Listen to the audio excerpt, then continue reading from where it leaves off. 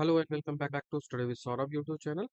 आज के इस वीडियो में हम एक नया टॉपिक स्टार्ट कर रहे हैं। कई लोग डिमांड कर रहे थे कि एमसीक्यूज को टॉपिक वाइज करवाएं, तो मैंने स्टार्ट किया है एमसीक्यूज को टॉपिक वाइज।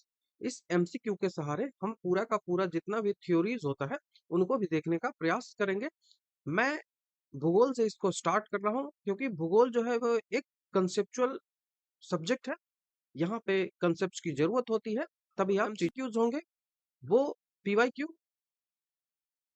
एंड एनसीईआरटी पे आधारित होगा। एनसीईआरटी में जो चीजें दी गई है उनसे आधारित होगा और जो प्रीवियस ईयर में क्वेश्चंस पूछे गए हैं उन पे आधारित होगा।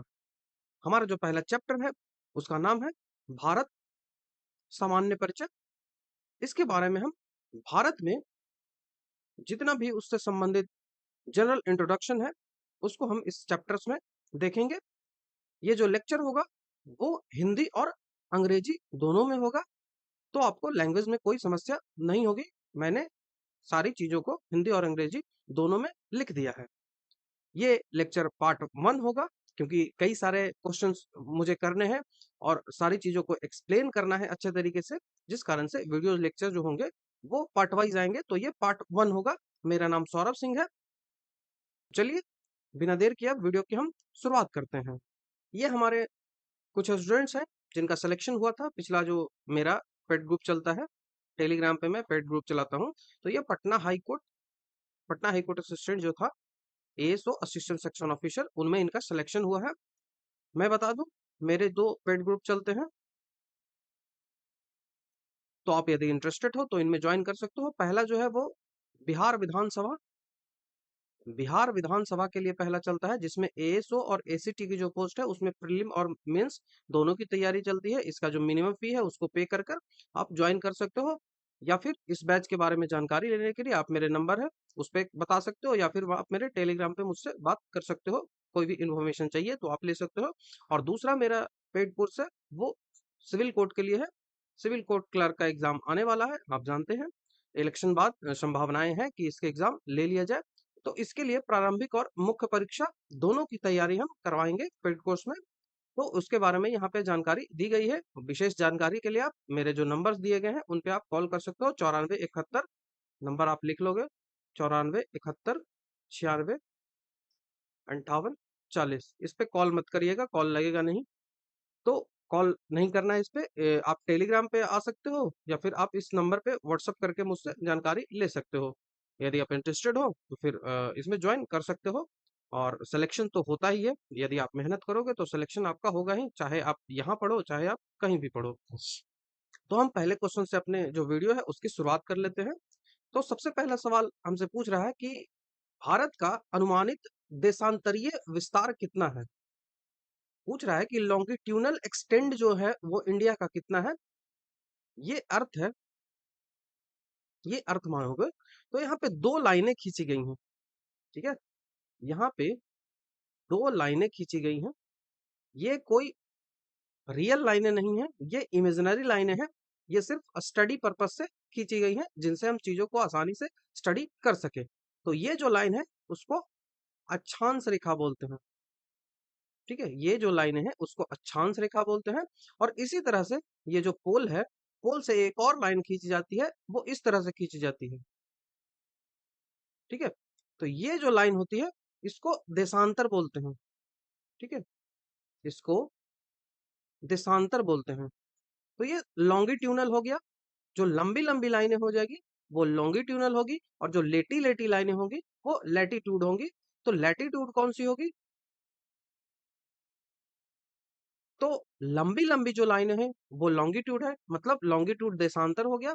और जो लेटी लेटी लाइनें हैं अक्षांश हो गया। तो आपसे पूछा जा रहा है कि भारत का विस्तार जो है वो कहाँ पे है। ये आपने लाइनों को समझ लिया। अब भारत के हिसाब से समझिए कि ये इंडिया है, ये पूरा अर्थ है, और ये 0 डिग्री है जिसको इक्वेटर कहते हैं, विषुवत रेखा कहते हैं। अब इस 0 डिग्री के बाद आप जानते हो कि भारत जो है वो ऐसे अगर इसको डिवाइड करें 4 पार्टों में, तो भारत आपको कहाँ मिलेगा? ये यदि कर्क रेखा है, कर्क रेखा कितना है? 23.5 डिग्री है।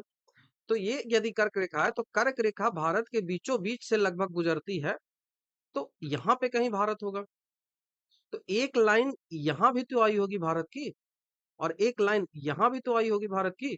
उसी तरह से ये यदि भारत है, तो एक लाइन भारत की यहाँ भी तो आई होगी, और एक लाइन भारत की यहाँ भी तो आई होगी।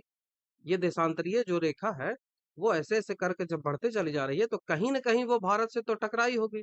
एक लाइन भारत के पास भी खींची गई होगी, और एक लाइन जब भारत को क्रॉस करने के बाद भी खींची गई होगी। समझ रहे हो क्या करने की बात कर रहा हूँ मैं? तो वही पूछा जा रहा है कि आपका एक्सटेंट कैसा है। तो 3 चीज़ें आपको यहाँ पे समझनी है, तभी आप इनका आंसर आसानी से कर सकते हो। तो मैंने आपको समझा दिया कि देशांतर रेखाएँ क्या है और अक्षांश रेखाएँ क्या है, ठीक है? तो मैंने एक अक्षांश रेखा खींच दी, और सन को जो अर्थ है उसको डिवाइड कर दिया 4 पार्टों में। ये सेंटर है, ठीक है? ये ध्रुव है, ये ध्रुव है।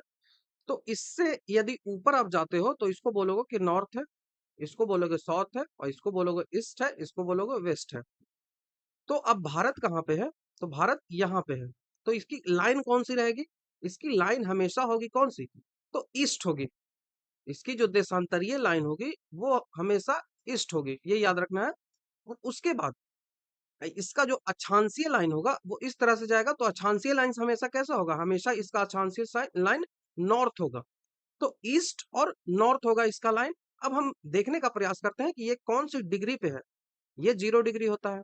ऐसे 0-0 करते यहाँ पे 90 डिग्री तक पहुँचता है।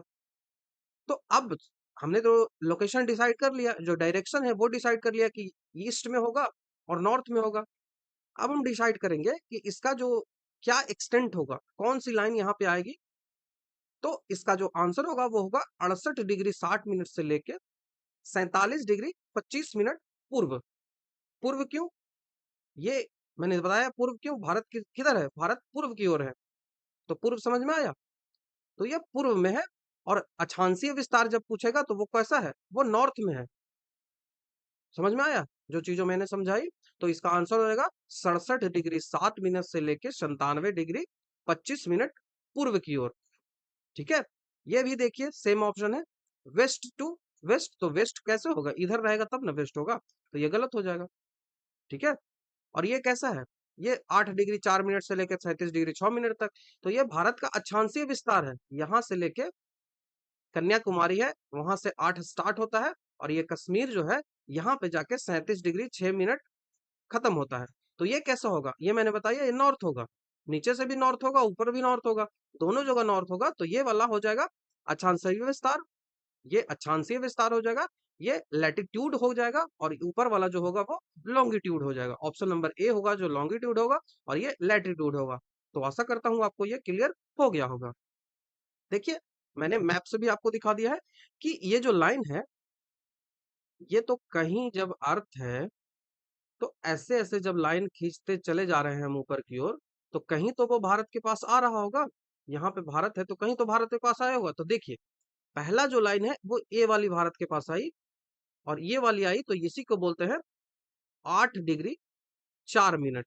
ये 8 डिग्री 4 मिनट नॉर्थ है। अब करिएगा कि ये तो साउथ है। नहीं, ये भारत के लिए साउथ है, विश्व के लिए ये नॉर्थ है। ये ऐसे 4 पार्टों में बाँटिए। अब ये क्या हुआ? ये नॉर्थ ईस्ट हुआ ना? तो भारत नॉर्थ ईस्ट में स्थित है, तो ये नॉर्थ हो गया, तो यहाँ तो 8 डिग्री 4 मिनट हो गया। उसी तरह से यहाँ पे खत्म हो रहा है, तो ये कितना है? ये 37 डिग्री 6 मिनट है। तो 37 डिग्री 6 मिनट पे ये खत्म हो रहा है, इसका लैटिट्यूड। ठीक है? ये इसका लैटिट्यूड 37 डिग्री 6 मिनट पे खत्म हो रहा है, और इसका लॉन्गिट्यूड कहाँ से स्टार्ट हो रहा है? तो ये देखिए, जब ऐसे-ऐसे लाइन खींचती चली जाएगी अर्थ पे ऐसे-ऐसे लाइन खींची चली जाएगी, तो कहीं तो ये भारत से आके टकराएगा। तो देखिए, भारत से यहाँ पे आके टकरा रहा है, तो इसको बोलते हैं 68 डिग्री 7 मिनट। 68 degree 7 minute. एक लाइन खींचोगे तो मिनट होता है, और जब यहाँ पे 2 लाइन खींचोगे तो ये सेकंड होता है। तो 68 डिग्री 7 मिनट से स्टार्ट होती है गुजरात से, यही अरुणाचल प्रदेश में जाके ये खत्म होती है 97 डिग्री 25 मिनट पे। तो इसका इधर से उधर विस्तार आपको समझ में आएगा, नॉर्थ टू ईस्ट, और north to south to east, और नॉर्थ टू वेस्ट। ये पूरी बातें आपको समझ में आई? तो ये आपको याद रखना है, क्योंकि यहाँ से सवाल काफ़ी बनते हैं, और जैसे-जैसे क्वेश्चंस आते जाएँगे, मैं सारी चीज़ें आपको डिस्कस करते चला जाऊँगा। तो देखिए, यदि आपको मैं पिक्चर से समझाने का प्रयास करूँ, तो ये इक्वेटर होता है 0 डिग्री। अब ये नापा कैसे जाता है इसको सबसे पहले आप देख लोगे। सबसे पहले देखो कि आखिर ये डिग्री में कैसे नापा जा रहा है। तो ये अर्थ का कहीं तो सेंटर होगा। ये जब अर्थ है तो इसका कहीं तो सेंटर होगा। सेंटर है ना कहीं, तो यही सेंटर मान लिया कि ये सेंटर है। अब इस सेंटर से ही हम लाइनें खींचते हैं, इसी सेंटर से हम नापते हैं कि कौन सा है। तो ये सेंटर है, ये बाहर वाला है, तो ये 0 डिग्री हो गया। अब ये एंगल जो बन रहा है ये 10 डिग्री हो गया, ये एंगल 20 डिग्री, 30 डिग्री ऐसे करके 90 डिग्री तक जाता है। तो यही लाइनें खींची गई हैं, ठीक है? यही लाइनें आपको देखने को मिल रही है 0 से लेके 90 डिग्री तक नॉर्थ में भी, और 0 से लेके 90 डिग्री तक साउथ में भी। और यही यही आपको लॉन्गिट्यूड में मिल रहा है। यही आपको लॉन्गिट्यूड में मिल रहा है, देख रहे हो? ये लॉन्गिट्यूड है। तो ऐसे-ऐसे जो लाइन खींची जाती है वो लॉन्गिट्यूड है। इधर ये जो प्राइम मेरिडियन है ये टाइम डिसाइड करता है। तो इधर वाले से इधर जाओगे तो ये कहलाएगा वेस्ट, और इधर वाले से इधर जाओगे तो ये कहलाएगा ईस्ट। तो इतनी बातें आपको समझ में आई होंगी। वही चीजें यहाँ पे दी गई है, समझाने का प्रयास मैंने किया कि 0 से 90 डिग्री कैसे जा रहा है, लॉन्गिट्यूड और लैटिट्यूड कैसे जा रहा है, ये सब मैंने बता दिया। भारत की अवस्थिति मैंने बताई कि कहाँ पे है। तो आप भारत की अवस्थिति कहाँ लोगे? प्राइम मेरिडियन यदि है, ये जीरो जीरो देशांतर है, तो जीरो देशांतर से इधर ही तो है, यहाँ पे है। तो भारत की अवस्थिति किधर होगी? नॉर्थ ईस्ट में होगी। नॉर्थ में पहले है, उसके बाद ईस्ट में है, तो नॉर्थ ईस्ट में होगी। इसको आप याद रख लोगे। अब दूसरा सवाल आता है कि what is the approximately latitude extend of India. तो भारत का अक्षांशीय विस्तार कितना है? तो मैंने अभी क्या बताया, 8 डिग्री 4 मिनट नॉर्थ से लेके 37 डिग्री 7 मिनट छ नहीं, 8 डिग्री 4 मिनट साउथ से लेके 37 डिग्री 6 मिनट नॉर्थ नहीं, 8 डिग्री 4 मिनट नॉर्थ से लेके 37 डिग्री 6 मिनट नॉर्थ। तो हाँ, ये सही है। अब आपको क्लियर हो गया होगा मैं क्या बताने का प्रयास कर रहा था। ऐसे आप 8 डिग्री 4 मिनट और 37 डिग्री 6 मिनट याद रखोगे तो सारे ऑप्शन में तो आपको ऐसे ही मिलेंगे।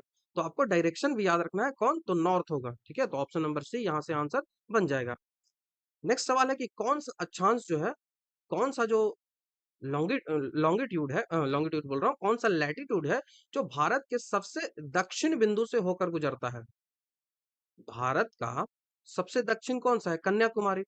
तो कौन सा है, स्टार्ट कहाँ से होगा? तो मैंने बताया कि 8 डिग्री 4 मिनट नॉर्थ से स्टार्ट होता है। तो देखिए 8 डिग्री 4 मिनट नॉर्थ का है, तो ये साउथ है, ये नॉर्थ है, तो नॉर्थ वाला आंसर होगा। तो ऑप्शन नंबर ए हमारा यहाँ से आंसर बन जाएगा, ठीक है?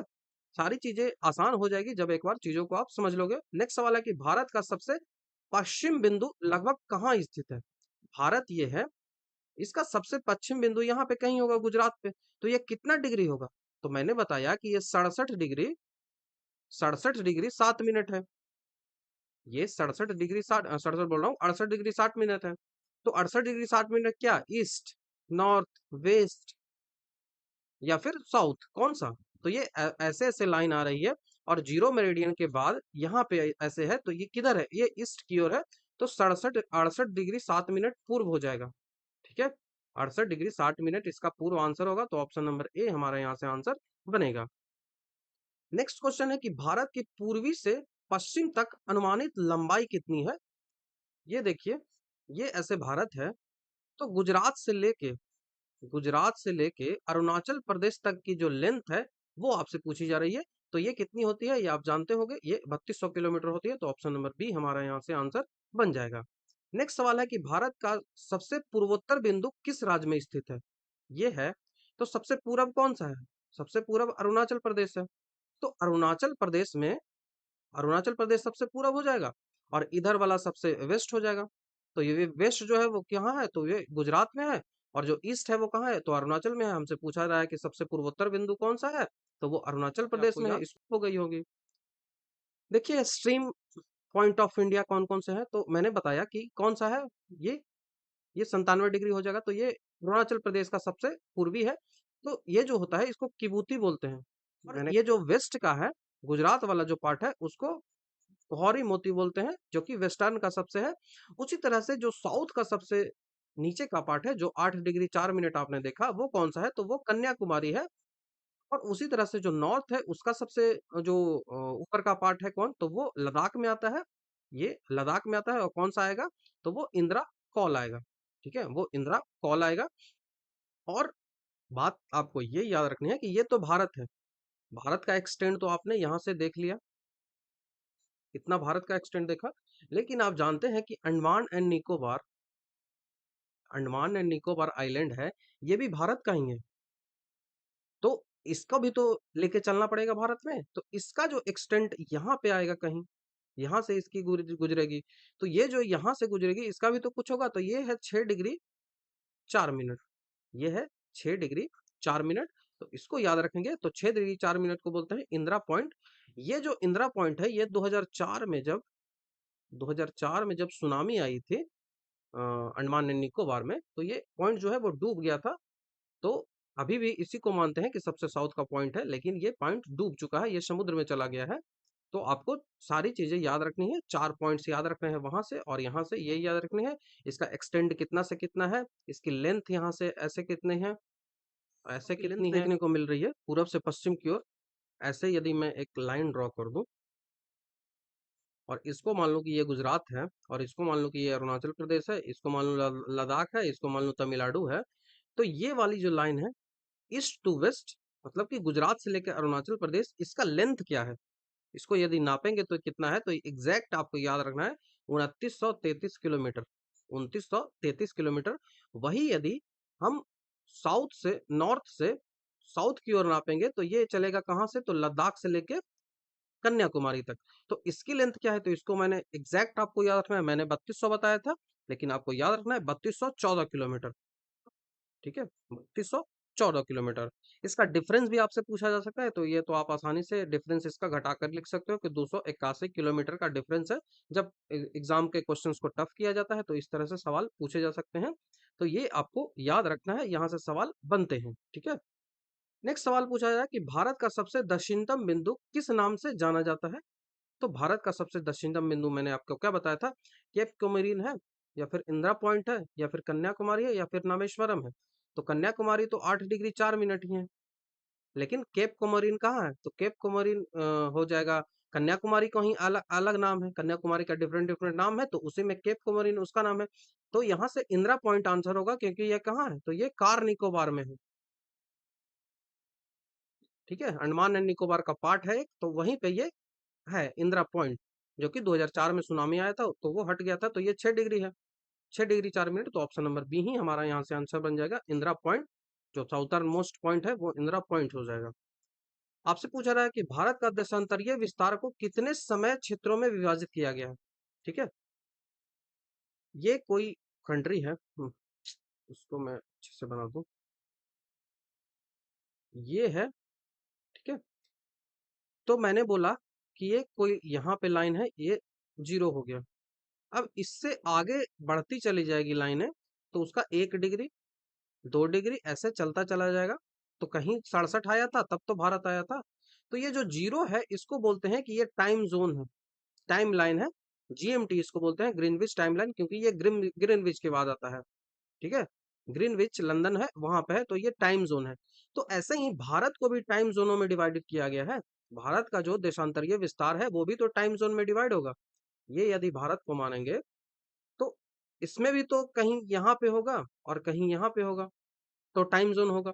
तो इसका टाइम जोन इतना होगा, भारत का टाइम जोन इतना होगा। जैसे आपको यदि एग्जैक्ट बताने का प्रयास करूं, तो देखिए टाइम बदलता कैसे है। ठीक है, सबसे पहले आप यही समझ लो कि टाइम आखिर बदलता कैसे है। तो देखते हैं, देखो ये है अर्थ, मान लो कि ये पूरा अर्थ को मैंने पीट पीट के ऐसे बना दिया है। ठीक है, प्लेन मान लो अर्थ को। तो यहाँ पे कहीं 0 डिग्री है। ठीक है, ये कौन सी है, ये लॉन्गिट्यूड है, लंबी लंबी लाइन है, देशांतरी रेखाएं हैं। ठीक है, और ऐसे ऐसे लाइन बढ़ती चले जाएगी। तो इधर जब हम बढ़ेंगे, 0 डिग्री से हम ईस्ट की ओर जब बढ़ेंगे, तो इसमें समय में बदलाव होगा, वो भी पॉजिटिव में, मतलब समय को बढ़ाएंगे, और इधर जब बढ़ेंगे हम इससे, तो वो समय घटेगा। ठीक है, अब ये जो देशांतरी रेखाएं हैं, इनसे समय डिसाइड होता है। ठीक है, इन्हीं से समय डिसाइड होता है कि कैसे कैसे समय होगा। समय वो घड़ी वाली मैं समय की बात नहीं कर रहा हूँ। ठीक है, मैं घड़ी वाली समय की नहीं बात कर रहा हूँ, घड़ी नहीं रहेगा फिर भी समय बदलेगा, रात होगा दिन होगा, तो ये घड़ी वाली समय की बात नहीं हो रही है। इसी घड़ी वाली समय को डिसाइड करने के लिए हम इस तरह से लाइन खींचकर एक फिक्स समय भारत के लिए हमने बनाया है। कई देशों में अलग-अलग राज्य हैं, उनके लिए समय अलग-अलग होता है, होना भी चाहिए, ठीक है? तो ये 0 डिग्री हो गया, यहाँ से आगे बढ़ते इधर बढ़ते चली गई। अब जो ये एक देशांतर रेखा, ये 0 से यदि आप 1 डिग्री के पास जाते हो, 2 डिग्री के पास जाते हो, 3 डिग्री के पास जाते हो, तो ऐसे बढ़ते चले जाते हो। तो ये पूरी लाइन कितनी है? पूरा जो अर्थ है, वो कितना होगा? पूरा अर्थ होगा 30 देशांतर 30 बोल रहा हूँ। पूरा जो ये है, वो कितना है? वो 360 डिग्री है। और मैंने क्या बताया भारत पे आइए, ये भारत का विस्तार कितना है? तो ये 67 डिग्री से लेके 97 डिग्री के बीच है। इन दोनों का डिफरेंस कितना है? तो ये 30 देशांतर भारत का यहाँ से यहाँ का डिफरेंस है, ठीक है? भारत का यहाँ से यहाँ का डिफरेंस कितना है? तो वो 30 देशांतर है। अब मैंने बताया कि 360 डिग्री में पूरा है, जो अर्थ है वो इस तरह से है, तो 360 डिग्री में उसको बांट दिया गया, 180 इधर और 180 इधर, तो 360 हो गया।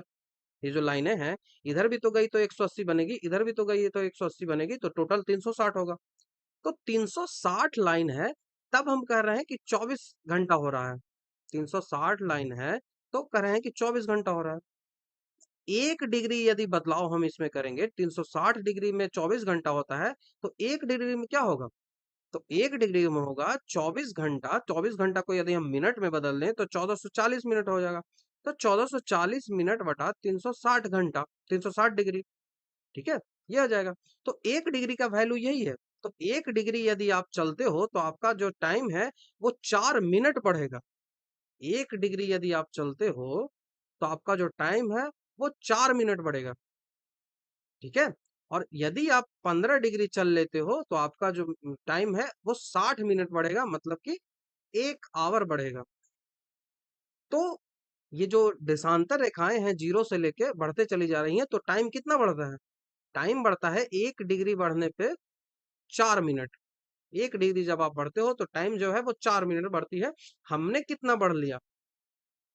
हमने भारत में कितना बढ़ा? तो हमने भारत में 30 डिग्री का डिफरेंस आ गया, तो 30 डिग्री का डिफरेंस आएगा तो 4 से जब गुना करेंगे तो 120 मिनट का डिफरेंस आ जाएगा, मतलब कि 2 आवर का आ जाएगा डिफरेंस।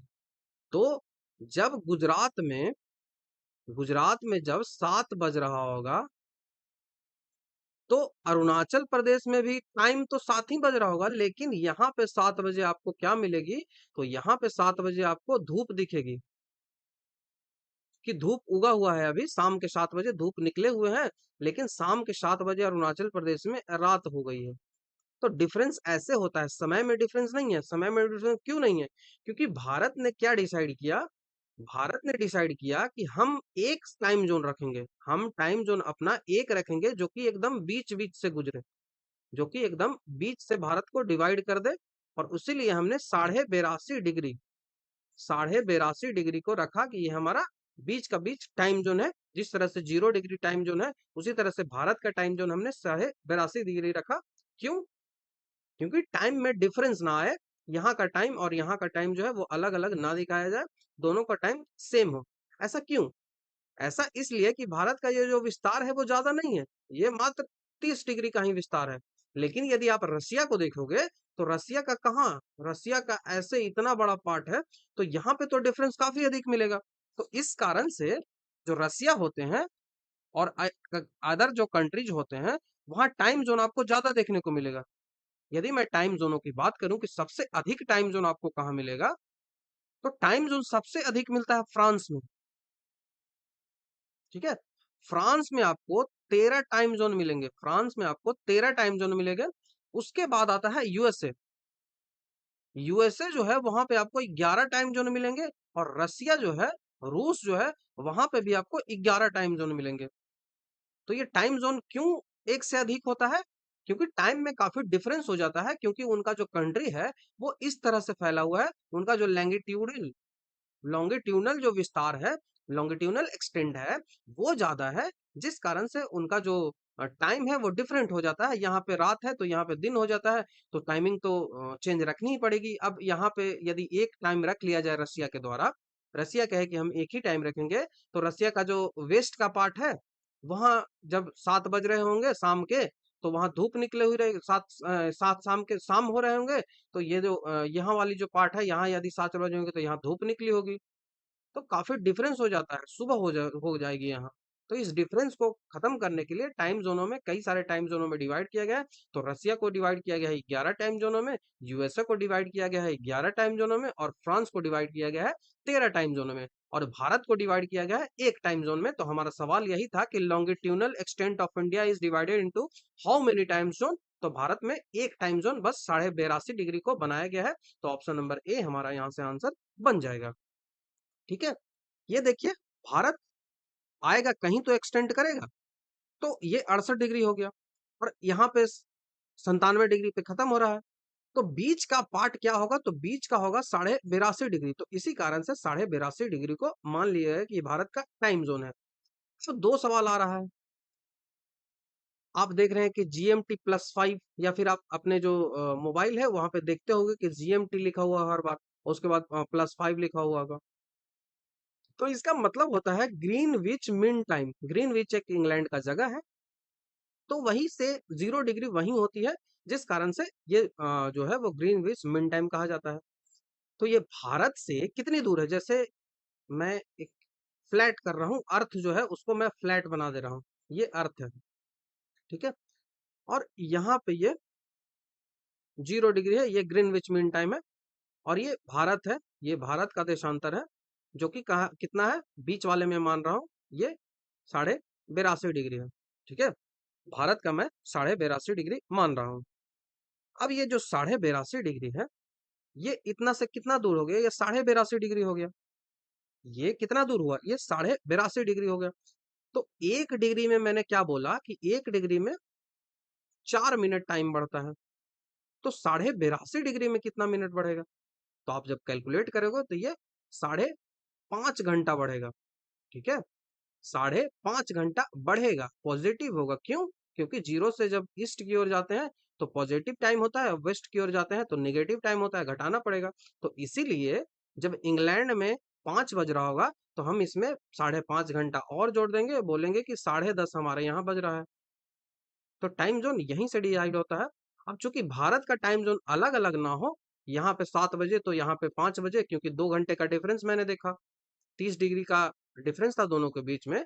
तो 4 से जब मैंने गुना किया तो 120 मिनट आया, तो 2 घंटे का डिफरेंस है। लेकिन भारत का जो एक्सटेंट है लॉन्गिट्यूडनल, वो काफी कम है। तो इस कारण से यहाँ पे टाइम जोन है वो एक ही रखा गया है, 82.5 डिग्री। जिस कारण से यहाँ का जो 5.5 घंटे का जो समय है, वो हर जगह के लिए सेम होता है, चाहे वो ईस्ट हो, चाहे वो वेस्ट हो, चाहे वो सेंट्रल इंडिया हो, हर जगह आपको 5.5 घंटा ही देखने को मिलेगा।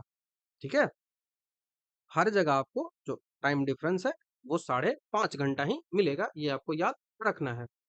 अब ये जो लाइन है, सवाल यहाँ से पूछा जाता है आपके एग्जाम में, कि ये जो लाइन आप देख रहे हो ये कितना डिग्री है? ये 82.5 डिग्री ईस्ट है, 82.5 डिग्री ईस्ट है। तो ये कहाँ है? ये जो मानी गई है, जो लाइन भारत की जो मेन लाइन मानी गई है, किसको मानी गई है? तो ये मानी गई है नैनी को। ठीक है, ये नैनी एक जगह है, और ये नैनी कहाँ जगह है? तो नैनी जो जगह है वो मिर्जापुर में है। ठीक है, ये मिर्जापुर में है, और ये मिर्जापुर कहाँ है? ठीक है, ये मिर्जापुर कहाँ है? तो ये यूपी में है। तो ये जो नैनी है वो मिर्जापुर में है, और मिर्जापुर कहाँ है? यूपी में है। और ये जो मिर्जापुर है, ये इलाहाबाद, आप याद रख लो, इलाहाबाद। तो आपसे कोई भी सवाल पूछेगा, आप मिर्जापुर भी टिक कर सकते हो, आप नैनी भी टिक कर सकते हो, आप इलाहाबाद भी टिक कर सकते हो। तो यही भारत का जो टाइम जोन है, भारत का टाइम जोन यहीं पे बनाया गया है। जिस तरह से ग्रीनविच मीन टाइम बनाया गया है, उसी तरह से भारत में इलाहाबाद को बनाया गया है। और क्यों बनाया गया है उसको मैंने स्पष्ट कर दिया। अब सवाल यहाँ से पूछा जाता है कि कौन-कौन सा जो स्टेट है, भारत का कौन-कौन सा स्टेट है, उससे ये लाइन गुजरती है। तो आप देख रहे हो ये वाली लाइन कहाँ-कहाँ से गुजर रही है। तो सबसे पहले तो यूपी आ गया, तो यूपी से गुजरी। दूसरा आ गया मध्य प्रदेश से ये गुजरी, वो यूपी के बाद ये मध्य प्रदेश से गुजरी। तीसरा ये छत्तीसगढ़ से गुजरी। चौथा ये उड़ीसा से गुजरी, और पांचवा आंध्र प्रदेश से गुजरी। आप देख सकते हो, तो ये 5 स्टेट से गुजर रही है। ये जो लाइनें हैं वो 5 स्टेट से गुजर रही है। तो ये आपको याद रखना है, और यही भारत का सेंट्रल जो टाइम जोन है वो भारत का यही है, तो टाइम जोन भी आपसे पूछा जाए तो आप 82.5 डिग्री ही लगाओगे। ठीक है। एक सवाल पूछा जाएगा आपसे एग्जाम में, यहाँ पे आप देखोगे, मैं आगे डिस्कस भी करूंगा उसको। यहाँ पे देखोगे कि भारत से कर्क रेखा भी गुजर रही है। ये कर्क रेखा भी गुजर रही है, जो कि कितना डिग्री है, तो 23.5 डिग्री है। 23.5 डिग्री है। तो ये कर्क रेखा और मीन टाइम कहीं पे तो मिलेंगे एक दूसरे से। ठीक है, कहीं पे तो मिलेंगे। तो ये जो मिलते हैं, ये कहाँ मिलते हैं, तो ये छत्तीसगढ़ में मिलते हैं। ठीक है, ये छत्तीसगढ़ में मिलते हैं। तो इसका आंसर आपको याद रखना है कि मानक समय रेखा और कर्क रेखा दोनों कहाँ मिलते हैं, तो दोनों छत्तीसगढ़ में मिलते हैं। तो आपको याद रहेगा इतनी बातें। ये तो एक्सटेंड मैंने आपको बता ही दिया कि कैसे कैसे डिवाइड होता है। आपसे नेक्स्ट सवाल पूछा जा रहा है कि भारत का अक्षांशीय विस्तार में लगभग कितना डिग्री का अंतर है।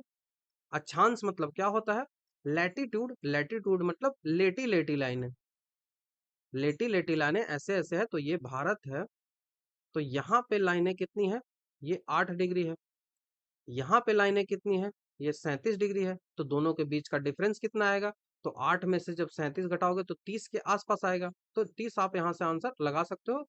ठीक है, ये ऑप्शन पे निर्भर करेगा कि आपका क्या है।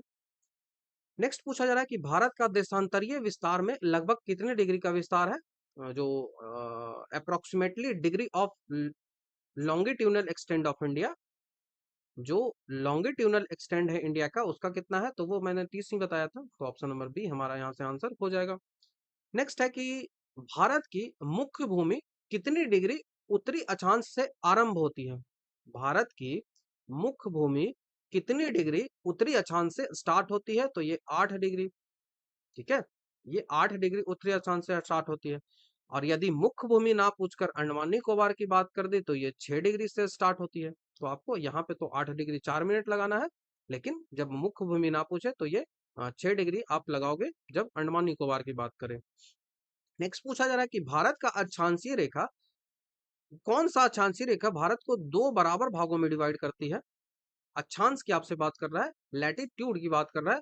लैटिट्यूड मतलब लेटी लेटी लाइनें, तो ये भारत है। तो इसकी लेटी लेटी लाइनें ऐसे ऐसे जाएगी, तो कोई तो भारत को 2 पार्टों में लगभग डिवाइड करेगा, तो लगभग 2 पार्टों में इसको डिवाइड करता है कर्क रेखा। तो कर्क रेखा 23.5 डिग्री, तो ऑप्शन नंबर ए हमारा यहाँ से आंसर बन जाएगा। नेक्स्ट क्वेश्चन है कि भारत विश्व में क्षेत्रफल की दृष्टि से कौन सा स्थान रखता है।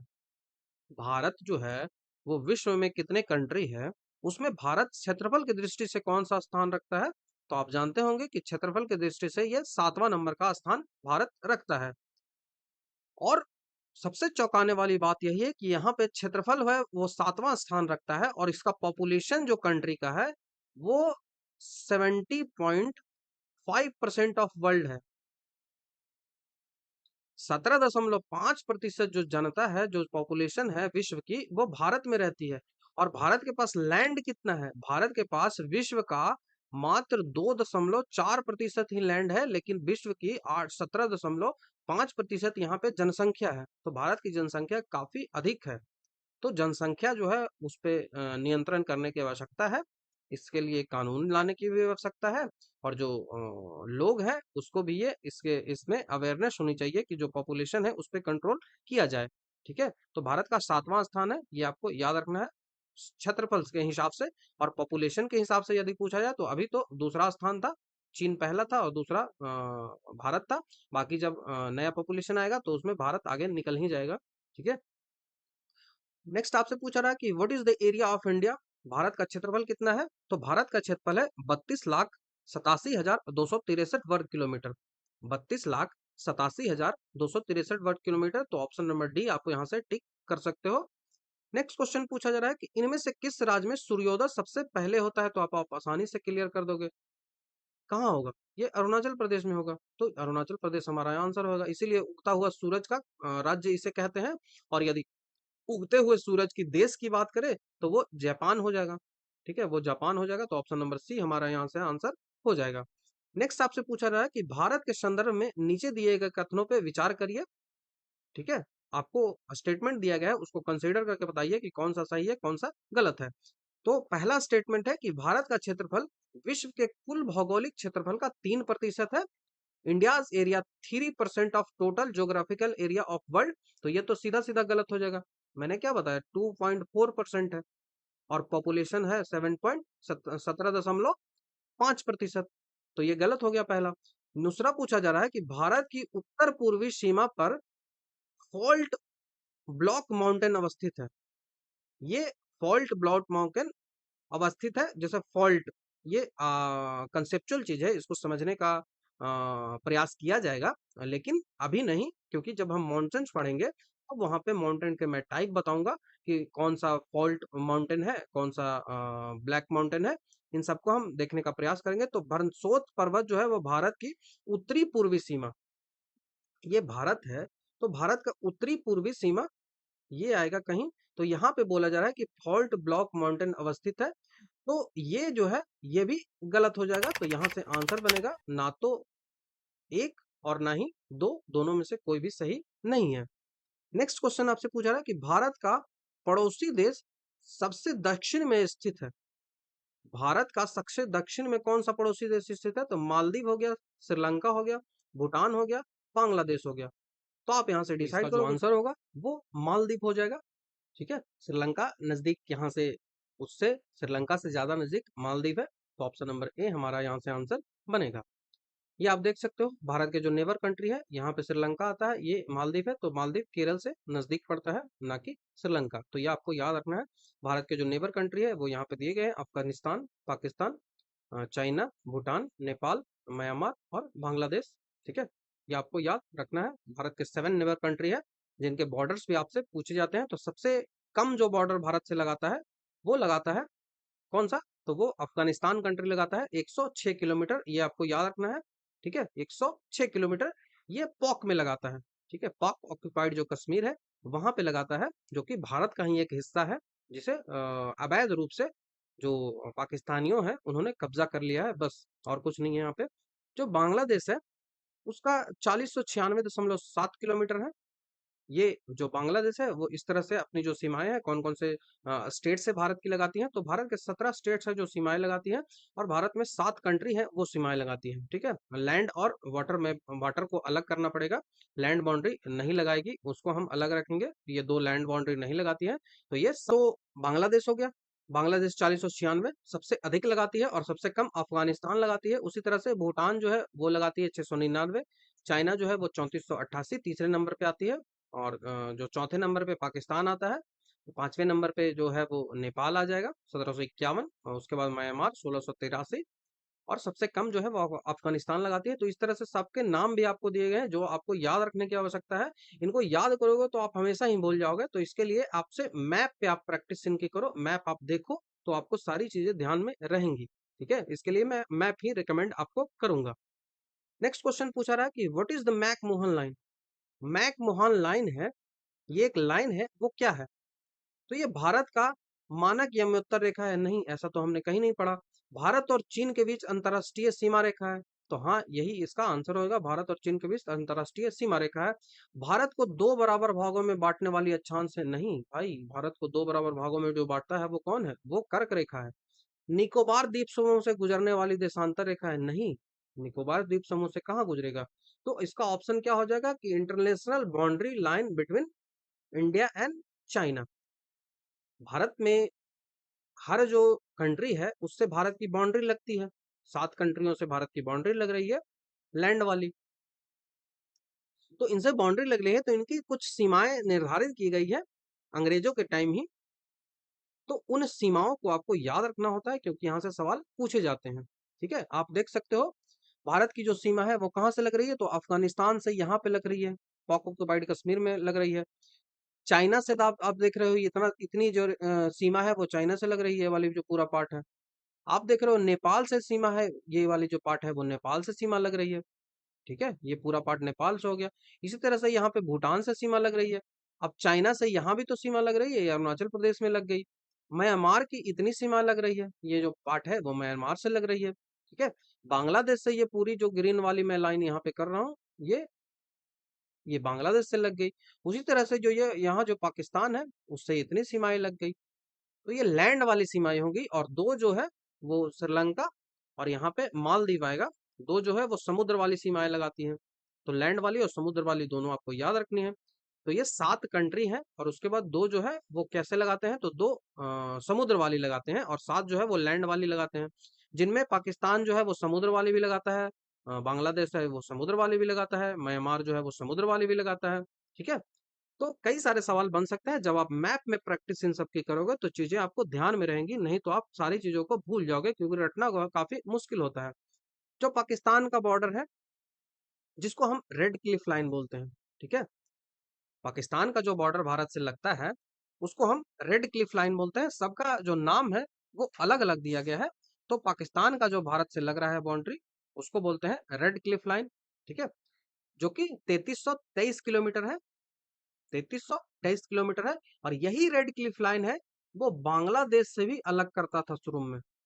स्टार्टिंग में बांग्लादेश था, उसको बोला जाता था कि ये पूर्वी पाकिस्तान है, ईस्ट पाकिस्तान है। लेकिन जब 1971 में इसको आजाद आजाद एक देश घोषित कर दिया गया, तो रेड क्लिफ लाइन उससे पहले भी डिवाइड करता था बाउंड्री को भारत और पाकिस्तान के बीच में। लेकिन अब जो है वो स्थिति अलग है। बांग्लादेश से अभी जो बाउंड्री भारत की लगती है उसको पूर्वांचल बोल सकते हो, या फिर जीरो लाइन भी बोलते हैं, 0 डिग्री लाइन। ये ऑपरेटिंग 0 डिग्री लाइन इसको बोलते हैं, जो 4096 किलोमीटर है, सबसे अधिक है। उसके बाद चाइना से बाउंड्री हमारी लगती है 3380 किलोमीटर की, इसको बोलते हैं मैकमोहन लाइन। ये आप याद रखो, लद्दाख के पास लगती है। ठीक है, मैकमोहन लाइन लद्दाख के पास लगती है। इनके आपको याद रखना होगा कौन कौन सी स्टेट से लगा रही है, जैसे हिमाचल, उत्तराखंड, सिक्किम और अरुणाचल से लगा रही है, 4 स्टेट से लगा रही है। तो ये आपको याद रखना पड़ेगा, और मैं इनको रटने को आपको नहीं बोलूंगा, आप मैप पे इनकी प्रैक्टिस करिए। मैं सारे मैप आपको दिखा रहा हूँ, इसीलिए मैं मैप के साथ ही आया हूँ, क्योंकि मैप पे आप प्रैक्टिस नहीं करोगे तो आपसे नहीं हो पाएगा। चीजों को याद रखना काफी मुश्किल हो जाए। जैसे पाकिस्तान है, तो हम याद रख लेंगे कि ये गुजरात से लगा रही है, ये राजस्थान से लगा रही है, हरियाणा से नहीं लगा रही है, पंजाब से लगा रही है, जम्मू कश्मीर से लगा रही है। तो ऐसे करके जब याद रखोगे तो आपको चीजें आसानी से याद होगी। अब भूटान के साथ लाइन लगाती है भारत, तो भारत के साथ भूटान की बाउंड्री जो है वो 699 वर्ग किलोमीटर है। इसका कोई स्पेसिफिक अभी तक नाम नहीं दिया गया है कि कौन सी लाइन भारत से लगती है। अफगानिस्तान है, इसको बोलते हैं डुरंड लाइन। ठीक है, जो कि 106 किलोमीटर सबसे कम है। ये पॉक ऑक्युपाइड कश्मीर है, वहां पे लगाती है। प्रत्यक्ष रूप से भारत से नहीं लगाती है, लेकिन 106 किलोमीटर का बाउंड्री है पॉक से, पॉक ऑक्युपाइड कश्मीर से। नेक्स्ट है श्रीलंका। श्रीलंका से भारत पाल्क स्टेट से अलग होता है। श्रीलंका से भारत पाल्क स्टेट से अलग होता है। ये देखिए, ये जो है इसको बोलते हैं पाल्क स्टेट। स्टेट कुछ नहीं होता, स्टेट होता है कि जहाँ पे समुद्र जो है वो छिछला हो जाए, समुद्र का गहराई जो है वो कम जाए, तो उसी को स्टेट बोलते हैं। ठीक है, और स्टेट क्या करता है, स्टेट की दो फीचर्स होते हैं। ये दो लैंड है, दो लैंड को ये सेपरेट करता है, दो लैंड को अलग करता है, और दो जो वाटर बॉडी है, दो वाटर बॉडी है उनको कनेक्ट करता है। तो ये किसको कनेक्ट कर रहा है, तो बे ऑफ बंगाल को। ठीक है, बे ऑफ बंगाल को, और इधर वाला जो इंडियन ओशन है उसको ये कनेक्ट कर रहा है। तो ये पाल्क स्टेट है इसके बीच। ठीक है, उसके बाद आता है म्यांमार। म्यांमार से हम 1643 वर्ग किलोमीटर की सीमा लगाते हैं। इसका कोई स्पेसिफिक नाम नहीं है। इसमें हम अरुणाचल प्रदेश, नागालैंड, मिजोरम और मणिपुर से लगाते हैं। उसी तरह से नेपाल है, वो रेड क्लिफ के अंतर्गत ही आता था, लेकिन अब ये अलग हो गया, यहाँ से हम लगाते हैं सीमा। ठीक है, यहाँ से उत्तर प्रदेश, सिक्किम, वेस्ट बंगाल, ये सब सीमाएं लगती हैं। तो ये पूरी सीमाएं आपको याद रखना है। कुछ जो डिस्प्यूटेड बाउंड्रीज हैं इंडिया के नेबर कंट्री के साथ, उनको देखना जरूरी है, क्योंकि यहाँ से सवाल काफी पूछे जाते हैं। मैंने देखा है एग्जाम में यहाँ से सवाल आते हैं। तो सबसे पहला जो डिस्प्यूटेड बाउंड्री है वो कश्मीर है, जो इंडिया और पाकिस्तान के बीच कश्मीर डिस्प्यूटेड बाउंड्री है। यहाँ पे जो है वो पॉक पॉक जो है उसको हथिया लिया गया है, पॉक ऑक्युपाइड कश्मीर है उसको हथिया लिया गया है। ठीक है, और दूसरा लाइन जो है वो लाइन ऑफ कंट्रोल है, एलओसी जिसको बोलते हैं। ये भी एक डिस्प्यूटेड एरिया है पाकिस्तान और भारत के बीच। तो यहाँ से दो एरिया याद रखना है, पहला पॉक याद रखना है और दूसरा एलओसी याद रखना है, लाइन ऑफ कंट्रोल। अब आता है चाइना से बाउंड्री, तो अक्साई चीन है।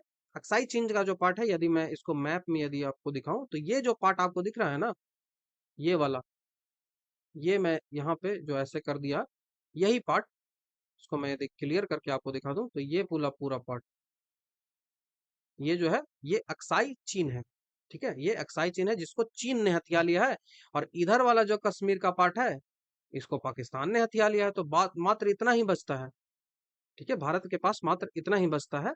तो ये याद रख लो, अक्साई चीन है वही वाला पार्ट जो अक्साई चीन है, लद्दाख रीजन में आता है, जिसका 37,244 किलोमीटर का एरिया जो है वो अपना लिया गया है। ठीक है, तो ये अक्साई चीन इंडिया और चाइना चाइना के बीच हो गया। उसके बाद तवांग एरिया भी है, वो इंडिया और चाइना के बीच है। ठीक है, ये मैकमोहन लाइन का ही डिस्प्यूट है। तो ये आपको याद रखना है। तवांग तवांग कहाँ है? तो ये अरुणाचल प्रदेश में है, जहाँ पे बार बार तवांग घाटी में आप देखते होंगे कि मुठभेड़ भारत और जो चाइना के सिपाही थे उनके बीच हुई थी। तीसरा आता है फिंगर एरिया।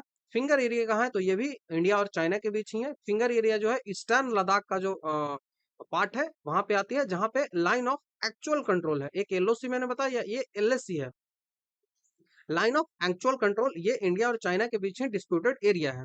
ठीक है, अब आती है सर क्रिक की बात। तो सर क्रिक कहाँ है? तो सर क्रिक गुजरात में है। यदि मैं मैप आपको दिखाऊं तो ये देख लो, ये वाली जो यहाँ पे पार्ट देख रहे हो ना, यही सब सर क्रिक आता है, गुजरात का ये जो वेस्ट का पार्ट। तो ये सर क्रिक है। तो सर क्रिक किसके किसके बीच है? तो ये पाकिस्तान और भारत के बीच है, और सर क्रिक जो है वो गुजरात में है। ठीक है, ये गुजरात का है।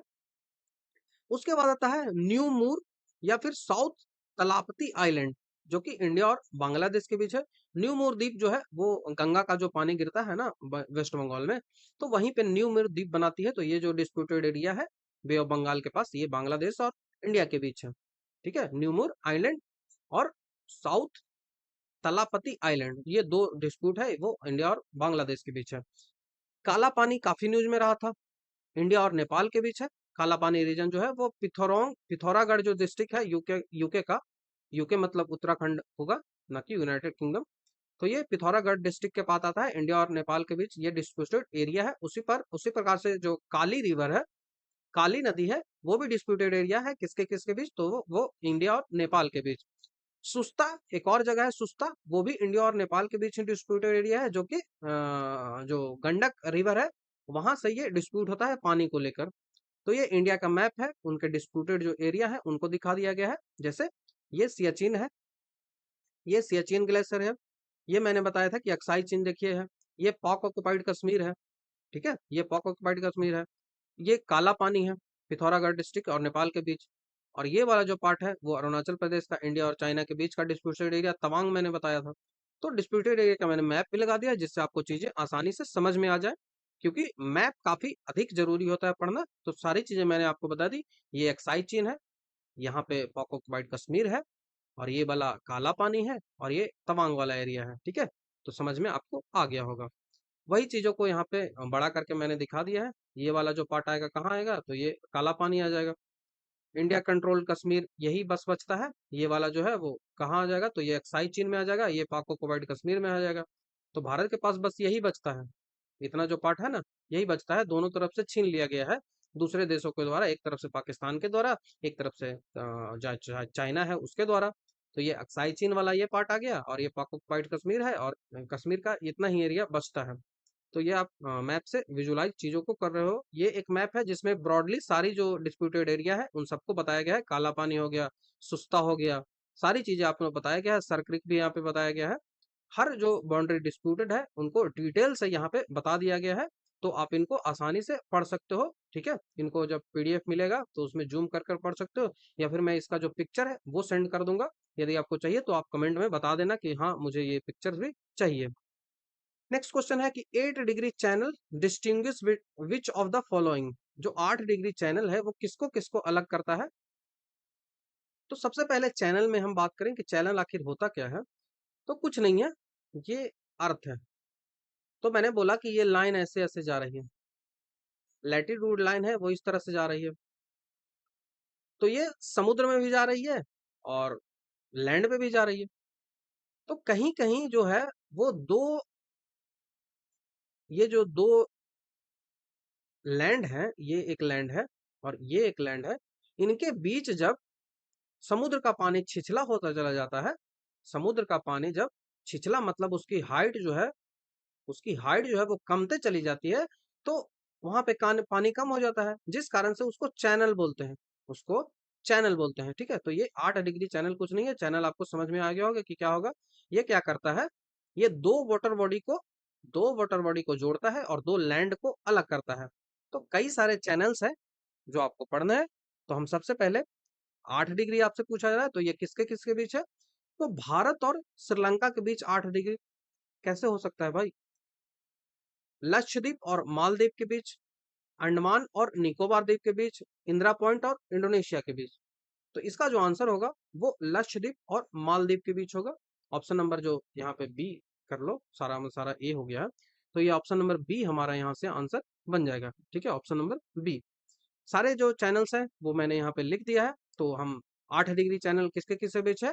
तो मिनिकॉय और मालदीव के बीच है। जो मालदीव होता है, जो लक्षद्वीप है, वहां का एक पार्ट है मिनिकॉय, वहां का एक पार्ट है मिनिकॉय। ये जो लक्षद्वीप यदि मान लो, तो यहीं पे मिनिकॉय है जो भारत का ही हिस्सा है। वो मालदीव से अपनी जो बाउंड्री है उसको अलग करता है समुद्र से।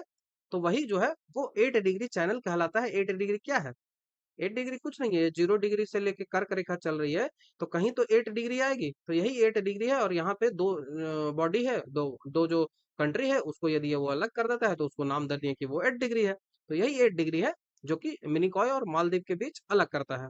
ठीक है, यहाँ पे मैंने लिख भी दिया है कि location of 8 degree line of latitude, ठीक है, नॉर्थ ऑफ इक्वेटर, यही जो है वो 8 डिग्री चैनल होगा।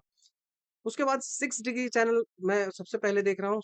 आपको याद रखना है 6 degree channel, 8 degree channel, 9 degree channel, 10 degree channel और 11 डिग्री चैनल। ठीक है, तो हम 6 डिग्री चैनल को देखते हैं। तो 6 डिग्री चैनल है, उसको द ग्रांड चैनल भी बोलते हैं। द ग्रांड चैनल, ठीक है, उसको द ग्रांड चैनल बोलते हैं। ये नैरो स्ट्रिप होता है, मैंने आपको बताया भी है नैरो स्ट्रिप हो जाए, जो किसको किसको अलग करता है? तो ग्रेट निकोबार आइलैंड को रोनोल्ड आइलैंड से अलग करता है, जो इंडोनेशिया का आइलैंड है। ठीक है, तो ये क्या हो गया? इंडोनेशिया का आइलैंड है, तो ये किसको किसको अलग कर रहा है? तो ये इंडोनेशिया को अलग कर रहा है। इंडोनेशिया को अलग कर रहा है किससे? भारत से। तो रोनोल्ड आइलैंड इंडोनेशिया का और भारत का ग्रेट निकोबार आइलैंड को अलग करता है, उसको 6 डिग्री चैनल बोलते हैं। ठीक है, 8 डिग्री चैनल मैंने आपको बता दिया। 9 डिग्री चैनल है, वो मिनिकॉय को सेपरेट करता है लक्षद्वीप से। लक्षद्वीप जो है वो कुछ पार्ट इसका ये से है और यहाँ पे एक अलग से बनाया गया है पार्ट, जो है वो मिनिकॉय कहलाता है, द्वीप है जो मिनिकॉय कहलाता है। दोनों भारत का ही कंट्री है, दोनों भारत का ही है। ठीक है, कंट्री बोल रहा हूँ, दोनों भारत के ही पार्ट है, लेकिन दोनों के बीच सेपरेट होता है, तो इसी सेपरेशन को बोलते हैं 9 डिग्री चैनल। इसी सेपरेशन को 9 डिग्री चैनल बोलते हैं। और इसका जो सेपरेशन हुआ वो 8 डिग्री चैनल है, और यहाँ पे मालदीव आ गया। तो ये 8 डिग्री चैनल भी समझ में आ गया, 9 डिग्री चैनल भी आपको समझ में आ गया, और आपको 6 डिग्री चैनल भी समझ में आ गया। अब हम आगे के चैनल्स बढ़ते हैं। अब 10 डिग्री चैनल है।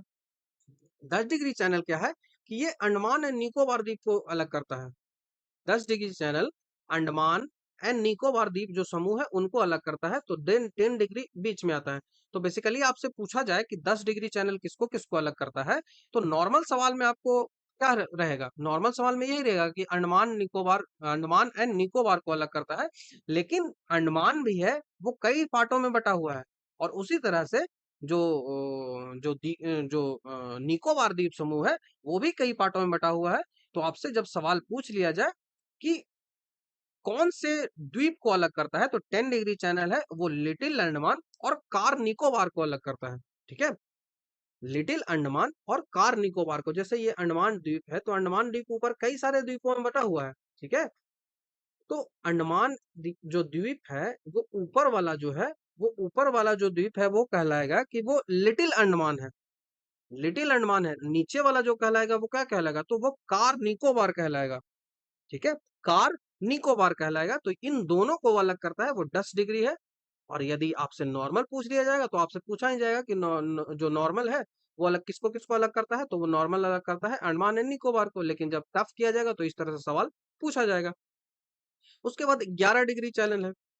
उसके बाद 11 डिग्री चैनल है। 11 डिग्री जो चैनल है वो किसको किसको अलग करता है, तो 11 डिग्री लक्षद्वीप का दो आइलैंड है जिनमें अमीनी द्वीप और अगादी द्वीप होता है, इन सबको अलग करता है। तो अमानी और अगादी को अलग करता है। ठीक है, उसके बाद डंकन पैसेज है। डंकन पैसेज को ग्रेट चैनल बोलते हैं, और इससे पहले जो मैंने आपको ग्रांड चैनल बनाया था, जो 6 डिग्री है उसको ग्रांड चैनल बोलते हैं, और जो डंकन पैसेज है उसको ग्रेट चैनल बोलते हैं। ये कहाँ है? तो ये बे ऑफ बंगाल में लोकेटेड है। ठीक है, और ये किसको किसको अलग करता है? तो ये अलग करता है रूटलेस आइलैंड को लिटिल अंडमान से। ठीक है, डंकन पैसेज जो है वो किसको किसको अलग करता है, तो लिटिल अंडमान से अलग करता है रूटलेस आइलैंड को, तो ये आपको याद रख लेना है। उसके बाद पाइस चैनल है, पाइस चैनल किसको सेपरेट करता है, तो ये निकोबार को ग्रेट निकोबार से सेपरेट करता है, निकोबार को ग्रेट निकोबार से। उसके बाद कोको स्टेट भी आपसे पूछा जाता है, तो कोको स्टेट क्या है, तो कोको द्वीप है जो म्यांमार का है, म्यांमार का कोको द्वीप है, उसको भारत का जो अंडमान निकोबार है उसको लैंडफॉल आइलैंड है उससे अलग करता है। तो ये हो गया यदि कोको द्वीप तो इनको अलग करता है, और ये हो गया यदि लैंडफॉल द्वीप भारत का, तो इन दोनों को अलग करता है वो कोको स्टेट अलग करता है, तो ये आपको याद हो गया होगा। अब नेक्स्ट सवाल आपसे पूछा जा रहा है कि भारत के संदर्भ में नीचे दिए गए कथनों पर विचार करिए, आपको बताना है, कंसीडर करिए कि कौन सा स्टेटमेंट इनमें सही है। ठीक है, कौन सा कथन सत्य है। तो भारत की लंबाई उत्तर से दक्षिण की ओर, आपसे पूछा जा रहा है कि भारत की लंबाई जो है वो उत्तर से दक्षिण की ओर और पूरब से पश्चिम की अपेक्षा अधिक है, पूरब से पश्चिम की अपेक्षा उत्तर से दक्षिण की ओर अधिक है। ये सवाल सबसे पहले पूछा जा रहा है, तो आपको मैंने लेंथ बताया, आपको मैंने सारा लेंथ बता दिया। तो वेस्ट से ईस्ट की ओर कितना है, तो इनका जो लेंथ है वो 2933 किलोमीटर है। नॉर्थ से ईस्ट की ओर कितना है, तो 3214 किलोमीटर है। तो इनमें अधिक कौन है, तो अधिक है नॉर्थ से साउथ। तो आपसे क्या पूछा रहा है कि नॉर्थ से साउथ पूछा जा रहा है कि the length of India is more from north to south than east to west, तो सही है, पहला क्वेश्चन तो सही होगा। दूसरा बोला जा रहा है कि 82.5 डिग्री पूर्वी देशांतर रेखा को भारत का मानक या उत्तर माना गया है, जो 82.5 डिग्री ईस्ट लॉन्गिट्यूड है उसको कंसीडर किया गया है standard meridian time of India, तो ये भी सही है। मैंने बताया ये 5 जो स्टेट है उनसे गुजरती है, और कर्क रेखा और जो स्टैंडर्ड मेरिडियन है ये दोनों छत्तीसगढ़ में मिल जाती हैं। और ये जो लैंगिट्यूड है ये मिर्जापुर, मिर्जापुर में नैनी एक जगह है, और मिर्जापुर कहाँ है, तो वो इलाहाबाद में है, यहीं पे ये अलग करता है। तो इसके दोनों के दोनों ऑप्शन सही होंगे, तो ऑप्शन नंबर सी हमारा यहाँ आंसर होगा कि both A and B are correct, एक और दो दोनों सही है। नेक्स्ट क्वेश्चन पूछा जा रहा है कि कर्क रेखा किस राज्य से होकर नहीं गुजरती है, तो कर्क रेखा जो है वो 8 राज्यों से गुजरती है, गुजरात, महाराष्ट्र, मध्य प्रदेश, झारखंड, तो सीधा सा आप मार लोगे, ऑप्शन नंबर बी हमारा यहाँ से आंसर बन जाएगा, महाराष्ट्र से ये नहीं गुजरती है। आप देख लो कौन कौन से कर्क रेखा से गुजरती है, तो पहला गुजरता है गुजरात, दूसरा गुजरता है मध्य प्रदेश, तीसरा गुजरता है छत्तीसगढ़, उसके बाद झारखंड हो गया, उसके बाद पश्चिम बंगाल हो गया, फिर त्रिपुरा हो गया, फिर मिजोरम हो गया। तो ये 8 जो स्टेट है वो दिए गए हैं, गुजरात, राजस्थान, मध्य प्रदेश, छत्तीसगढ़, झारखंड, वेस्ट बंगाल, त्रिपुरा और मिजोरम। ठीक है, ये आठों के आठों स्टेट आपको कंठस्थ होने चाहिए, यहाँ से सवाल काफी पूछे जाते हैं।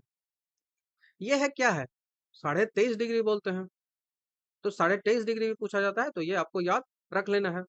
नेक्स्ट सवाल हमसे पूछा रहा है कि which of the following place in India is closest to the tropical of Cancer. हमसे पूछा जा रहा है कि निम्नलिखित में से कौन सा आचार्य है जो कर्क रेखा के निकटतम स्थित है, तो आपसे पूछा जा रहा है कि आइजोल है, राजकोट है, कोलकाता है, या फिर इम्फाल है। तो मिजोरम की राजधानी आइजोल है, वो पूछा जा रहा है कि कर्क से सबसे रेखा नजदीक है, या फिर राजकोट है, या फिर कोलकाता है, या फिर इम्फाल है। तो आप जरा सोचिए, जब तक आप इन चीजों को मैप से नहीं देखोगे तो आप कैसे डिसाइड कर पाओगे कि कौन सा इसका आंसर होगा, क्योंकि इस तरह के जो सवाल होते हैं वो मैप से ही बनते हैं। जब तक आप मैप पे जानकारी आपकी नहीं होगी तब तक आपको ये सवाल नहीं बनेंगे। तो इसका जो आंसर होगा वो ऑप्शन नंबर ए होगा, जो मिजोरम की राजधानी जो है आइजोल है वो सबसे नजदीक होता है। ठीक है, मिजोरम की जो राजधानी आइजोल है वो सबसे नजदीक होता है, तो ऑप्शन नंबर ए हमारा यहाँ से आंसर बन जाएगा। नेक्स्ट क्वेश्चन हम पूछ रहा है कि निम्नलिखित में से किस एक की सीमाएं अन्य राज्यों की अधिकतम संख्या में साझा करती है, तो कौन सा स्टेट है जो सबसे अधिक सीमा साझा करती है, मध्य प्रदेश, पश्चिम बंगाल, छत्तीसगढ़ और आंध्र प्रदेश। तो ये भी कंसेप्चुअल सवाल आ गया, ये जो सवाल है वो कंसेप्ट वाला आ गया। आपसे बार बार क्या पूछा जाता था, आपसे पूछा जाता था एग्जाम में सवाल कि यूपी जो है वो सबसे अधिक लगाती है, 8 स्टेट से लगाती है और एक यूनियन टेरिटरी से लगाती है। लेकिन हमसे सवाल यहाँ पूछा जा रहा है कि कौन सा स्टेट है जो सबसे अधिक लगाती है और आप में यूपी यहाँ पे नहीं दिया गया है। तो जब यूपी नहीं दिया गया है तो आपको कंसेप्ट से क्लियर करना पड़ेगा, आपको मैप रखना पड़ेगा। तो इसका आंसर छत्तीसगढ़ हमारा आंसर होगा, ऑप्शन नंबर सी हमारा यहाँ से आंसर हो जाएगा। नेक्स्ट क्वेश्चन आपसे पूछा रहा है कि सिक्किम राज्य निम्नलिखित में से किन से घिरा हुआ है? सिक्किम जो स्टेट है वो किन किन से घिरा हुआ है? तो सिक्किम चाइना से घिरा हुआ है, नेपाल से घिरा हुआ है, भूटान से घिरा हुआ है और वेस्ट बंगाल से घिरा हुआ है। तो पहला ऑप्शन यहाँ से सही हो गया। अब आप मैप देखोगे तो सारी चीजें आपको क्लियर होगी। ये है क्या? ये सिक्किम है, ठीक है, ये सिक्किम है। तो इसके वेस्ट में नेपाल हो गया, इधर भूटान हो गया, इधर बांग्लादेश हो गया, इधर चाइना हो गया। यहाँ पे देख सकते हो ये नेपाल है, ये चाइना है, ये भी चाइना का ही पार्ट है, ये भूटान हो गया और ये नीचे वेस्ट बंगाल हो गया। तो आपको चीजें आसान हो जाएगी। नेक्स्ट क्वेश्चन है कि निम्नलिखित में से कौन सा जो द्वीप है वो अरब सागर में प्रवाल द्वीप है, जो कोरल रीफ है उन सब से बना हुआ है। तो कोरल रीफ मालदीव, अंडमान, श्रीलंका, लक्षद्वीप। तो आसानी से आप कर लोगे, ऑप्शन नंबर डी हमारा यहाँ से आंसर बन जाएगा। कोरल रीफ से जो सवाल है वो काफी बनते हैं, इसीलिए कोरल द्वीप से संबंधित जितने भी चीजें हैं वो आपको याद रखना है। सबसे पहले तो बिहार दरोगा में एक सवाल पूछा गया था कि निम्न में से कौन सा है वो कोरल द्वीप नहीं है। कोरल द्वीप नहीं है तो सबसे पहले आपको याद रखना है कि भारत में कौन कौन सा स्थान है वो कोरल द्वीप है। तो आप एक एक कर लिख लोगे यदि आपके पास लिखा हुआ नहीं है। तो जो भारत में जो है वो कच्छ की खाड़ी जो है, जो कच्छ की खाड़ी है वो कोरल द्वीप में आती है। मन्नार की खाड़ी है वो कोरल द्वीप में आती है। अंडमान एंड निकोबार है वो भी कोरल द्वीप में आती है। और सबसे जो प्रसिद्ध है वो लक्षद्वीप, ये भी कोरल द्वीप में आती है। उसके बाद मालवन आइलैंड, मालवन आइलैंड है जो कि कहाँ है वो मध्य प्रदेश में है। मैं मध्य प्रदेश बोल रहा हूँ, महाराष्ट्र में है, ये भी कोरल द्वीप में आती है।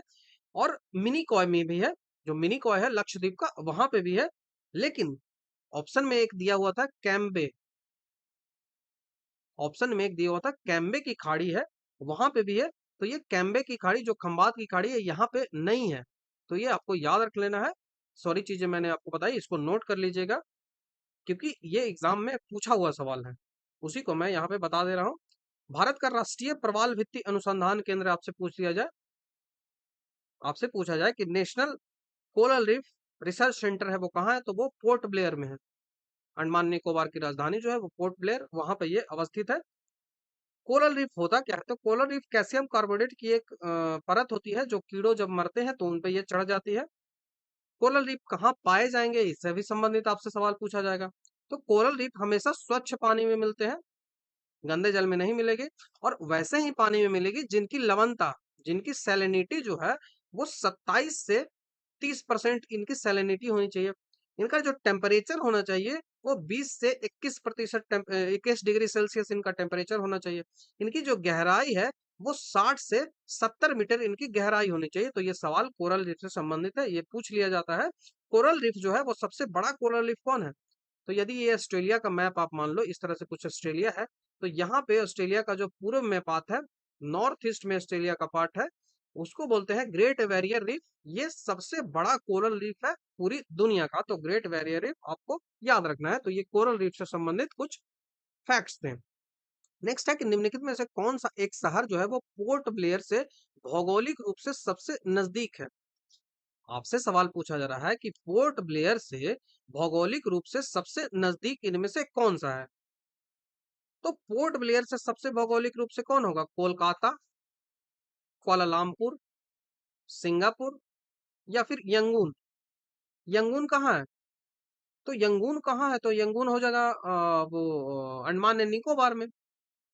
यंगून हो जाएगा अंडमान एंड निकोबार में। तो यही सबसे नजदीक है यंगून, ऑप्शन नंबर डी हमारा यहाँ से आंसर बन जाएगा। नॉर्मली आपको सवाल पूछा जाता है कि सुमात्रा,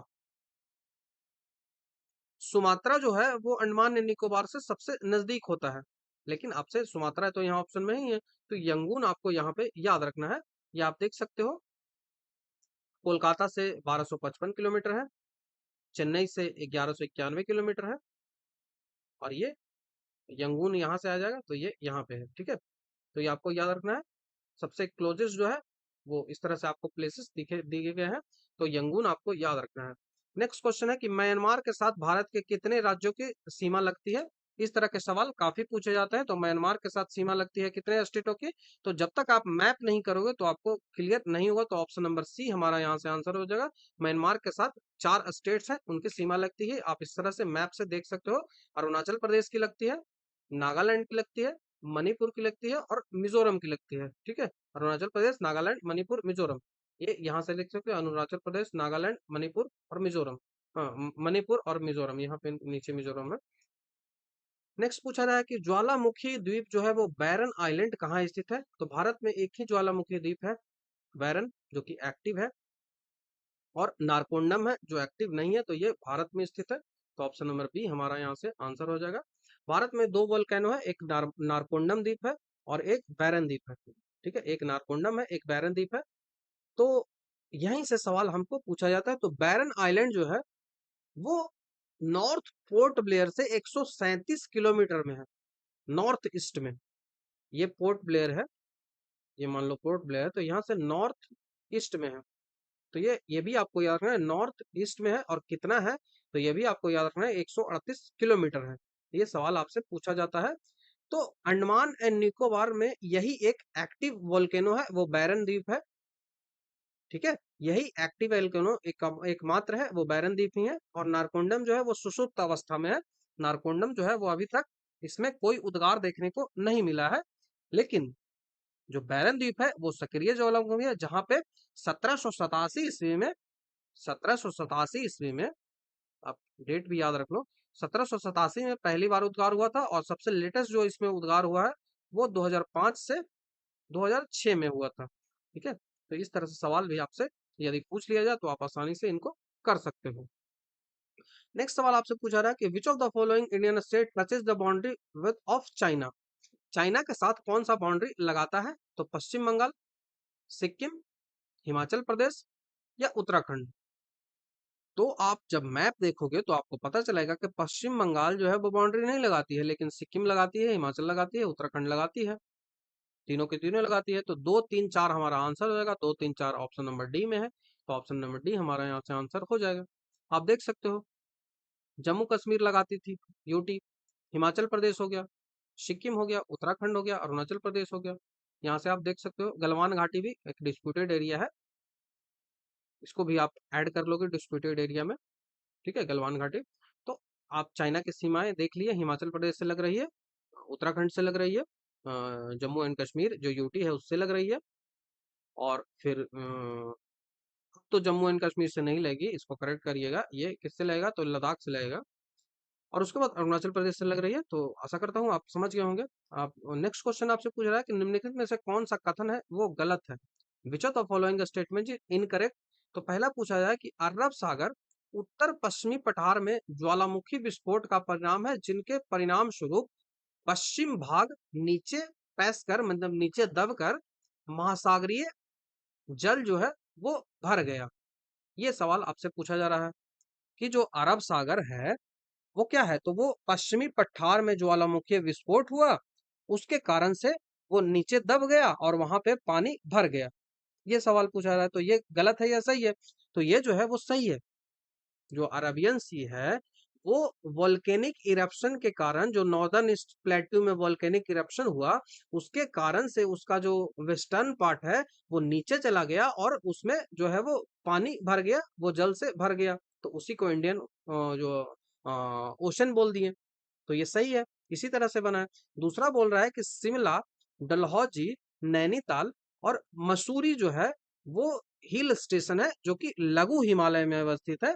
तो हिमालय के 3 पार्ट होते हैं, तो ये लघु हिमालय में ही अवस्थित है। ये भी आंसर आपका सही है। नेक्स्ट क्वेश्चन है कि भारत की सबसे लंबी भूमि सीमा जो है वो बांग्लादेश से लगती है। तो हाँ, मैंने बताया 4096 किलोमीटर और 106 किलोमीटर लगती है किससे, तो वो सबसे कम अफगानिस्तान से लगती है। तो ये भी सही है। तो अब ये वाला गलत हो जाएगा, तो पढ़ लेते हैं कौन सा है। तो भारत का सुदूरतम पश्चिमी भाग में लवणीय दलदल पिग्मेलियन पॉइंट है। तो जो पिग्मेलियन जो पॉइंट है वो इंदिरा पॉइंट का ही दूसरा नाम है।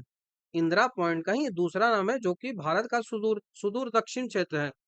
तो ये पश्चिम में थोड़ी आएगा, ये गुजरात में थोड़ी आएगा। तो ये पिग्मेलियन पॉइंट इंदिरा पॉइंट का ही तो दूसरा नाम है, और ये कहाँ आ जाएगा, तो ये तो साउथ में आ जाएगा। तो इस तरह से जो डी ऑप्शन है वो गलती हो जाएगा। तो हमारा ऑप्शन नंबर डी यहाँ से सही आंसर बनेगा। आप देख सकते हो ये इंडियन ओशन है। ठीक है, यही इंडियन ओशन है, एकमात्र ओशन है जो इंडिया के नाम पे, किसी देश के नाम पे इसका नाम रखा गया है। ठीक है, नेक्स्ट हमसे सवाल पूछ रहा है कि which of the following state share the boundary of at least 2 country. हमसे सवाल पूछा जा रहा है कि एटलीस्ट 2 कंट्री, कम से कम 2 कंट्री के साथ वो बाउंड्री लगाए, और इससे ज्यादा तो कई के साथ लगा सकता है। तो कौन-कौन से जो राज्य है वो कम से कम 2 कंट्री के साथ तो बाउंड्री लगाएंगी और उसके अधिक लगा सकते हैं। ये जो सवाल है वो आई थिंक सीडीएस में ये पूछा गया था 2020 के आसपास, जितना मुझे ध्यान आ रहा है। तो ये सीडीएस का सवाल है। तो सिक्किम है, वो एक से अधिक से बाउंड्री लगाती है तो हाँ। पश्चिम बंगाल लगाती है तो हाँ, दो, कम से कम 2 से लगाती है। उसके बाद मणिपुर लगाती है तो मणिपुर नहीं लगाती है। असम लगाती है तो हाँ, असम तो पूरे के पूरे नॉर्थ ईस्ट के जितने भी स्टेट्स हैं उनसे लगा लेती है। तो 3 ही आपको याद रखने हैं। वेस्ट बंगाल बांग्लादेश और भूटान से शेयर करती है सीमा। आप देख लीजिए, जो वेस्ट बंगाल है वो किससे किससे सीमा साझा करती है। वेस्ट बंगाल किससे किससे सीमा साझा करती है, तो वो बांग्लादेश और भूटान से करती है। सिक्किम जो है वो किससे करती है, ये सिक्किम देख रहे हो, तो ये 2 तो कर ही रही है, नेपाल और भूटान, और तीसरा कर रही है किससे, वो चाइना से भी कर रही है। चौथा कर रही है किससे, बांग्लादेश से भी कर रही है। तो ये बाउंड्री शेयर करती है, तो ये शेयर करती है चाइना और भूटान से, ठीक है, और नेपाल से भी कर रही है और बांग्लादेश से भी कर रही है। आसाम जो है वो भी शेयर करती है बांग्लादेश और भूटान से, बांग्लादेश और भूटान से। और मणिपुर जो है वो शेयर नहीं करती है, तो आपको याद रखना है मणिपुर, आप देख लो, ये तो सिर्फ और सिर्फ म्यांमार से सीमा साझा कर रही है। तो आप आसानी से जब मैप को देखोगे ना, तब आसानी से आपको चीजें समझ में आएगी। इसीलिए हर क्वेश्चंस पे मैंने मैप लगाए हैं जहां पे जरूरत हो रही है, ठीक है। इसी कारण से मैं हर क्वेश्चंस पे मैप लगा रहा हूँ जहां पे जरूरत है, क्योंकि मैप से ही सारी चीजें क्लियर होती हैं। अब हम नेक्स्ट सवाल हमसे पूछा रहा है कि निम्नलिखित में से किन राज्यों से होकर कर्क रेखा गुजरती है, नीचे दिए गए कूट का प्रयोग कर कर आप सही आंसर बताएं। आपसे पूछा जा रहा है कि जो ट्रॉपिकल ऑफ कैंसर है वो किस किस से पास करती है। तो छत्तीसगढ़ से पास करती है, मिजोरम से करती है, त्रिपुरा से करती है, राजस्थान से करती है। तो इसका ऑप्शन नंबर क्या हो जाएगा, इसका ऑप्शन नंबर डी हमारा आंसर हो जाएगा, क्योंकि सारे जो देश हैं, सारे जो स्टेट्स हैं उनसे तो कर ही रही है। मैंने देखा कि छत्तीसगढ़ से भी किया, मिजोरम से भी किया, त्रिपुरा से भी किया और राजस्थान से भी किया। तो ऑप्शन नंबर डी हमारा यहाँ से आंसर बन जाएगा। ऑप्शन नंबर क्वेश्चन आपसे पूछ रहा है कि which is the place which is located at the meeting point of 3 seas. 3 जो समुद्र है उनसे मिलता इनका पॉइंट है। तो ये कन्याकुमारी हो जाएगा, ऑप्शन नंबर सी हो जाएगा, क्योंकि ये भारत है, यहाँ पे कन्याकुमारी है। तो ये इंडियन ओशन है। अब इंडियन ओशन का ही 2 पार्ट है, अरब सागर और बंगाल की खाड़ी, और इधर से इंडियन ओशन आ रहा है, तो ये 3 पार्टों में मिल रहा है। तो ऑप्शन नंबर जो सी है यहाँ से आंसर बन जाएगा। ये आप देख लो, ये कन्याकुमारी है, इधर से अरब सागर, इधर से अंडमान निकोबार और नीचे से जो है वो इंडियन ओशन। तो ये पूरा वीडियो था जिसमें हमने भारत के भूगोल से संबंधित जो 25 एमसीक्यू है उसको डिटेल एक्सप्लेनेशन के साथ देख लिया, जो कि पीवाईक्यू और एनसीईआरटी पे बेस्ड था। ये पार्ट 1 था, इसका पार्ट 2 जल्द ही आएगा, उसको मैं प्रिपेयर कर रहा हूँ। तो आपको वीडियो कैसा लगा ये आप जरूर बताओगे, और अपना जो कमेंट है वो करिए उसमें, और कमेंट में बताइए कि वीडियो आपको कैसा लग रहा है। और यदि आपको वीडियो अच्छा लगता है तो आप हमारे चैनल को सब्सक्राइब, वीडियो को लाइक शेयर कमेंट जरूर कर दें, क्योंकि काफ़ी मेहनत लगती है। और यदि इस मेहनत के बदले ये ज़्यादा से ज़्यादा लोगों के पास नहीं पहुँचेगी, तो मुझे काम करने में उतना मज़ा नहीं आएगा। तो आपको बस यही करना है, आपके लिए मैं बेस्ट कंटेंट ला के दूंगा। आपको करना क्या है, तो आपको इसको बस शेयर करना है, ज़्यादा से ज़्यादा लोगों तक इसको पहुँचाना है, जिससे व्यू बढ़ सके, इस पे एंगेजमेंट है वो बढ़ सके। तो यही मेरे लिए ज़रूरी है, क्योंकि मुझे पता भी तो चले कि हाँ, मैं जो कर रहा हूँ वो अच्छा है। क्योंकि इसमें मुझे मुझे काफ़ी मेहनत लगती है हर चीज़ों को तैयार करना, एक्सप्लेनेशन को तैयार करना। तो मेरी मेहनत के लिए आपको सिर्फ लाइक, कमेंट और शेयर ज़रूर करना है। बाकी मैं आपके लिए अपना जो है वो बेस्ट देने का प्रयास करूँगा। तो इसका पार्ट 2 है, वो जल्द ही आएगा। तो वीडियो देखने के लिए थैंक यू। नेक्स्ट वीडियो में आपसे जल्द ही मिलता हूँ।